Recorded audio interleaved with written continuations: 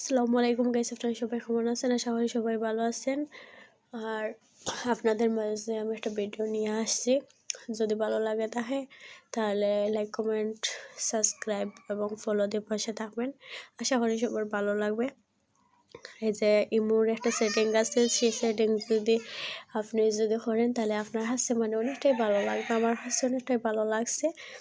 আর তারপর এখন চলে যাই মেইন ভিডিওতে। এইচডি ইমো ডাউনলোড হবে। ডাউনলোড করার পর এই যে আমার আগে থেকে ইমো ডাউনলোড করা, এই যে ইমোতে ঢুকলাম। ঢুকার পর এই যে আইডিতে ঢুকলাম। আমার আগে থেকে পিক সিলেক্ট করা।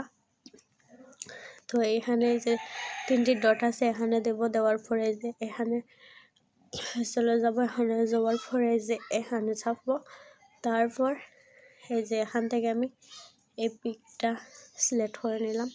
তারপরে এই যে ফার্স্টে যেটা আছে এটা যদি মানে চাপ দেই তাহলে শুধু আমি যে আইডিতে করেছি সেটাতে লাগবে। আর যদি সেকেন্ড সেটাতে চাপ দেই তাহলে মানে আমার ফোনে যতটাই মডেস আছে সবটিতে চলে যাবে।